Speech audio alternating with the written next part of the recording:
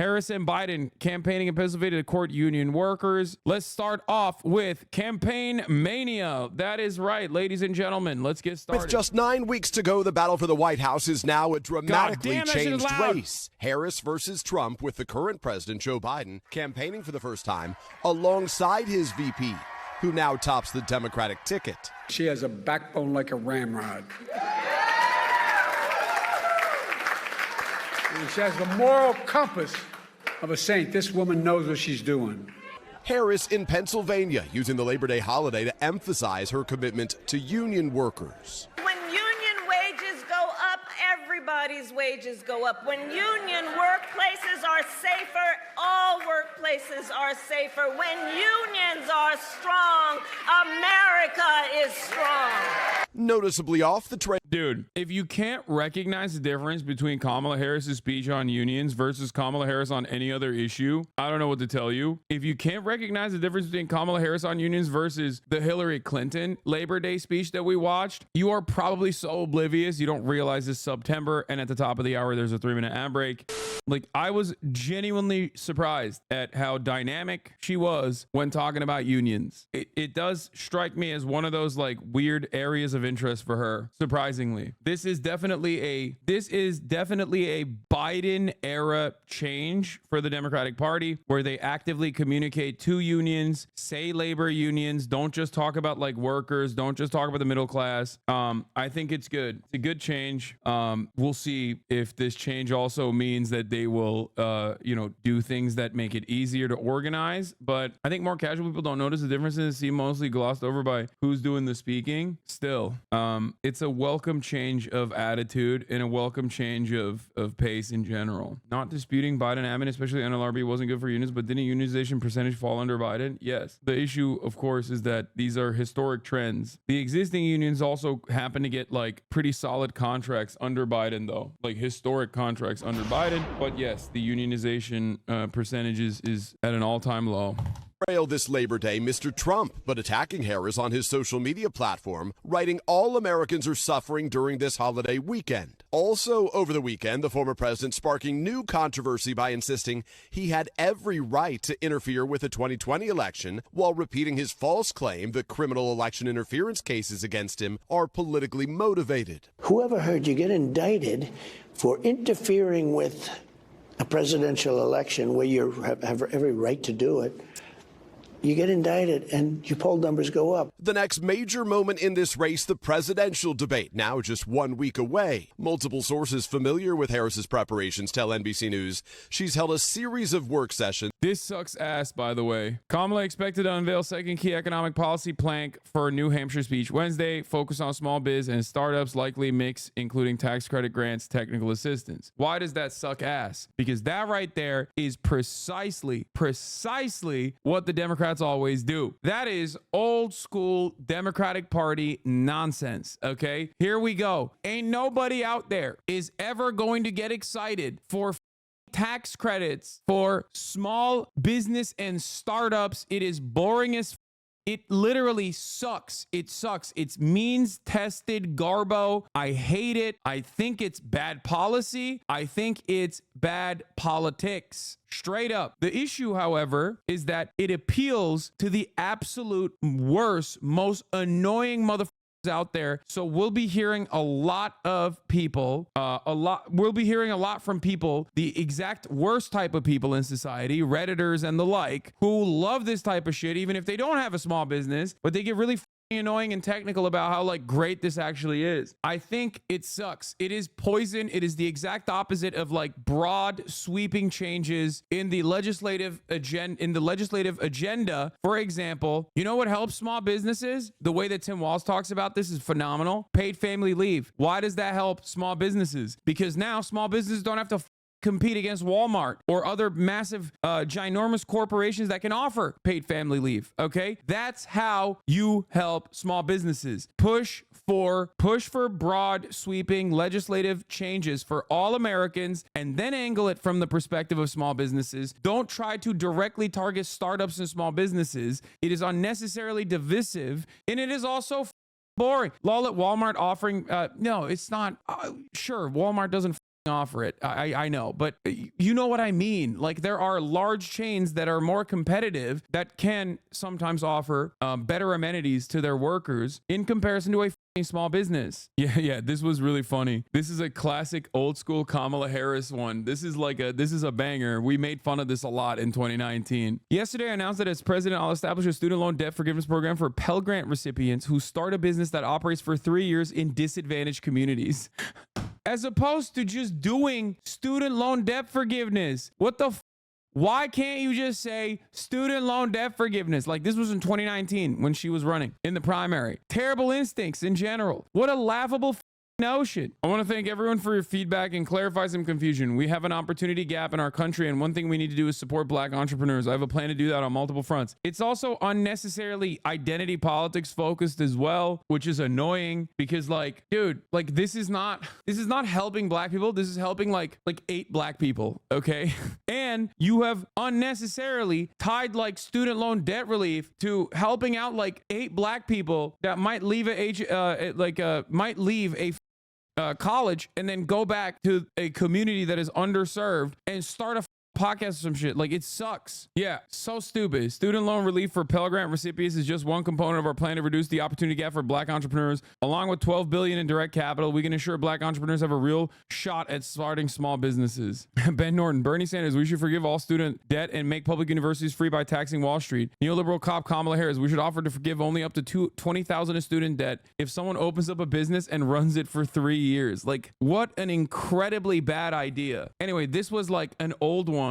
This was a like a old, terrible, means tested, like classic old school Democratic Party bad idea. Okay. Matt Bruenick is also saying what I've been kind of pointing to for a while now, which is, you know, tax credits. Everything's a tax credit. Respect to TPC for the Tax Policy Center for spending most of this piece on the administrative problems of this proposal. We need way more of that in the discourse in general. All these problems are solvable if you stop implementing this shit as tax credits, though weirdly that's never on the table. It's not weird. It's because Americans are geared towards tax cuts. Americans and the Democrats are terrified of presenting anything as like spending money on Americans, and only can angle any sort of political movement in the direction of less taxes. That's it. And it's very frustrating. It's so frustrating. I mean, I've talked about this as well. It's just like everything's a tax cut. Everything's a tax cut. Everything's a tax credit. You really don't have to talk about how to best mitigate all the problems caused by having the IRS run a welfare program. You really can just decide not to have any of those problems if by designing it as a normal Social Security Administration program. I mean, don't get me wrong. Whom among us does not like the intellectual challenge of how to do things in ways that don't make sense? I'd love to see a paper on how the Mine Health Safety Administration could run child allowance. But when it comes to doing actual policy, yeah, it doesn't make sense. It does make sense if you think about it from the framework of like, I am terrified of ever running a campaign that is going to just straight up give people money because I'm worried they're going to say I'm a communist, and I'm worried that they're going to say, you know, how do we pay for it? How do we pay for it? How do we pay for it over and over again? And I don't want to, I don't want to ever personally deal with that messaging problem. So everything's a tax cut. Everything's a tax cut. Everything's a tax cut. Anyway, there's more. Advisors have weighed, including parts of the care economy, such as paid leave and childcare patients and tax plans, e.g. billionaire tax hike in the upcoming push this week, but I'm not sure whether they'll make it in. Oh, so they're not putting in the good shit. I was surprised to learn that 62 million U.S. workers are employed by a firm with fewer than 500 employees. Oh my Lord. This is the good part. The care economy, focusing on the care economy, paid leave, childcare plans, tax plans, including billionaire tax hike. That's the good shit. So they're literally coming out with the cookie cutter, means tested neoliberal bullshit and not coming out with the actual good shit. Doing this also makes doing taxes without some stupid shit like TurboTax or a CPA impossible, which makes something like a single tax bill being sent to the Americans by the IRS even harder to implement. Oh my God. Dems are so afraid of being called communist, good Lord. They're going to be called communist regardless. Just do things that are good for people and communicate how they are good for people and how Republicans are lying. You can do that already. You're doing that already. You are forced to do that in every other aspect. Trump literally is calling Kamala Harris Comrade Harris. Trump says that under the Biden administration, America skipped the step with socialism and went to straight communism. These are laughable concepts. Just laugh at it and be like, these dumbasses want us to not give you nice things. For far too long, nice things have only been afforded by the federal government in the form of taxpayer-funded subsidies to corporations and the billionaire class. We want you to get a crumb of that. There's a lot of you out there. There's a lot more of you than there are of them. But we want to, and it's going to be somewhat costly, but we want you to get something in return for all the taxes that you're paying for. They call that communism. It's utterly ridiculous because they don't want you to have nice things. Just say that because it's the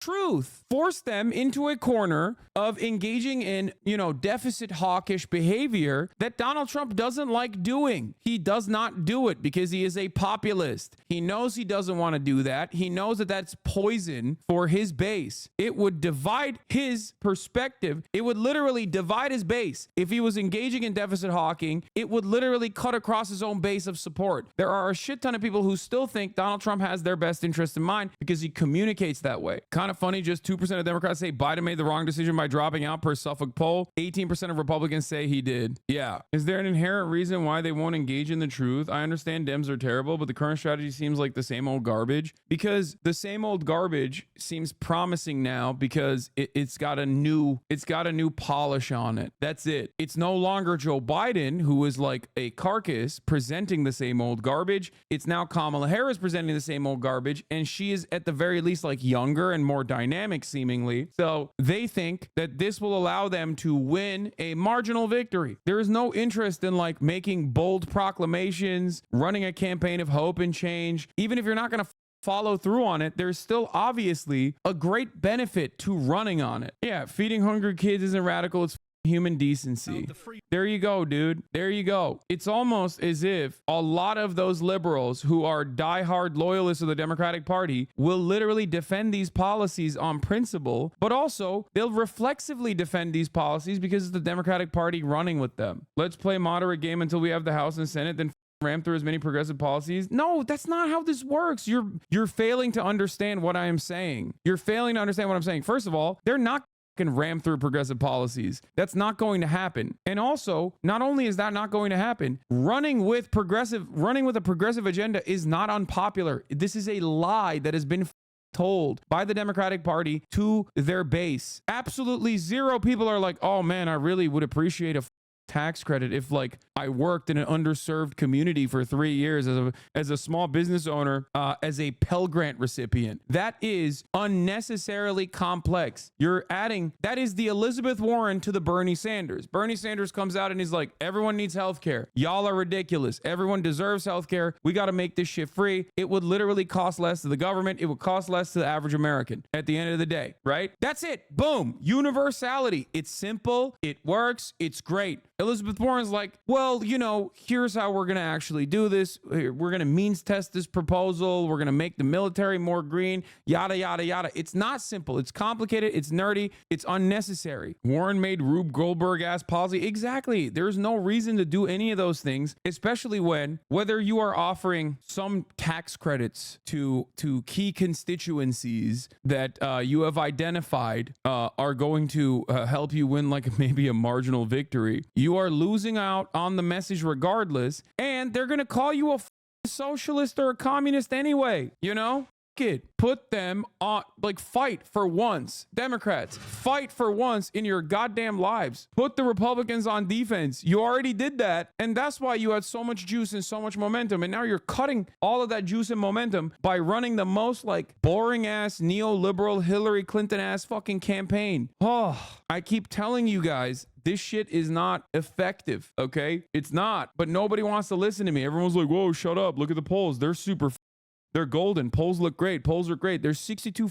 days remaining. There's still no policies. There's still no policy proposal page. And they have cut away at a lot of the early messaging that worked that gave them a massive boost. People in the Democratic Party, from progressives all the way to moderates, want the Democrats to fight. They want the Democrats to win. But if you run scared and you refuse to fight against the Republican Party, and then you also capitulate to their framing on key issues like immigration, you're going to barely win, or maybe even lose. How are you still harping about zero policies when they stated like half a dozen? Oh my God, dude. They don't have a fucking policy page. They don't have policy papers that you need to give to door knockers and canvassers. What the are you talking about? You need policies on paper. That's how you engage in door knocking. That's what you give to your canvassers. This is just bad campaigning in general. Please stop. Don't worry, bro. They're definitely running the campaign of the century. What is this? Yet Biden knows better than anyone that Scoop Jackson's belligerent foreign policy, including the commitment to giving Israel a virtual blank check of America's support, has been losing ground in the Democratic Party for decades. According to Benjamin Netanyahu in 2021, Biden emphasized to him in a private conversation that domestic pressures were making it difficult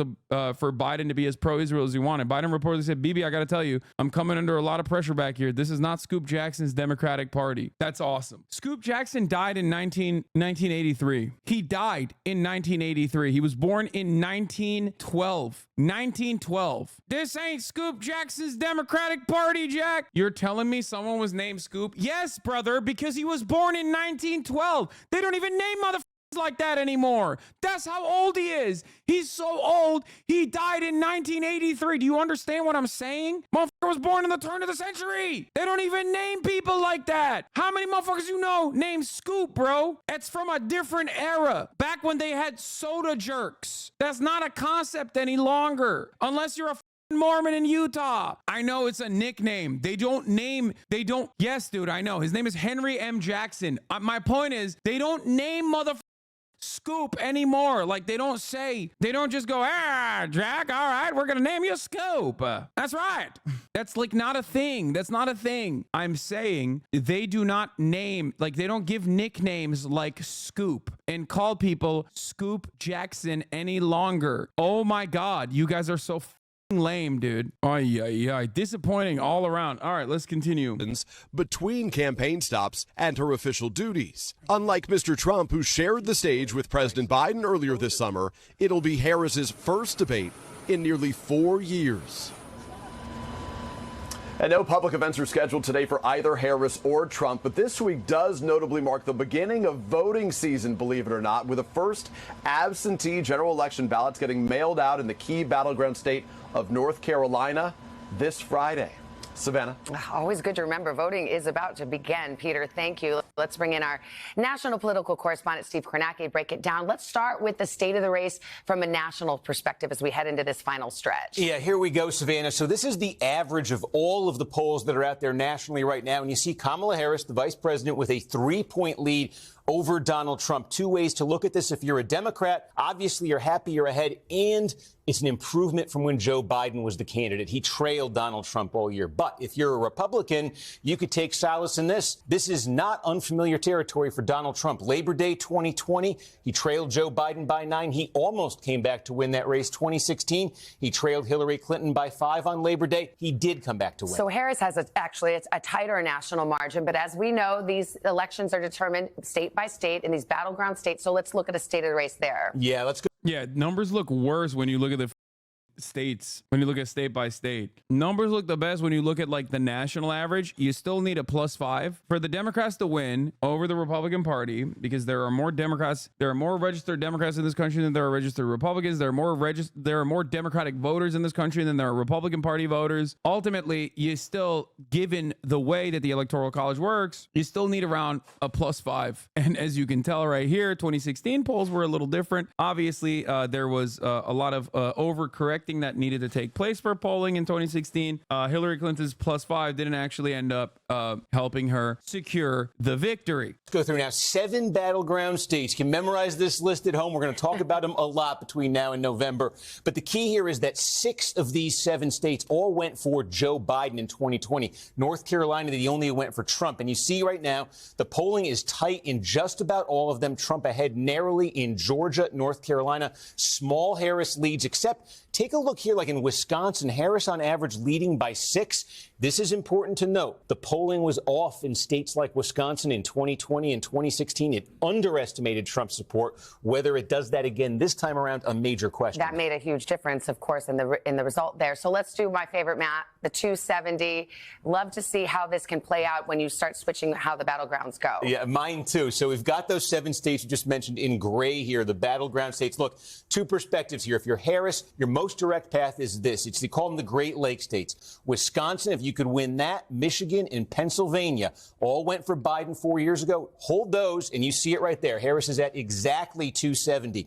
But here's the complication for her. What if she slips up in one of these? Pennsylvania, she didn't pick that state's governor as her running mate. Some people wonder about that. If she were to lose Pennsylvania, it is the largest of these battleground states. It's over. If she doesn't win Pennsylvania, it's over. The reason why it's over is because if you lose Pennsylvania, the likelihood that you will win Georgia is incredibly low. Like, there's no pathway, in my opinion, where you lose Pennsylvania, but then you win Georgia. And if you lose Pennsylvania, you most likely lost Georgia as well. And in which case, it's over. She's campaigning in Pennsylvania, right? Yes. You could see her number comes down. She would then need to win at least 2 from this Sun Belt tier. And meanwhile, if Trump were to get Pennsylvania, it opens up the simplest path for him. Get Pennsylvania, hold North Carolina, which he won in 2020, and then just win back Georgia, which he narrowly lost, and he'd be at exactly 270. All right. And Steve, you're not wearing khakis. You're wearing gray pants. Are you going in a new fashion direction that we need to be aware? That's crazy that they know about the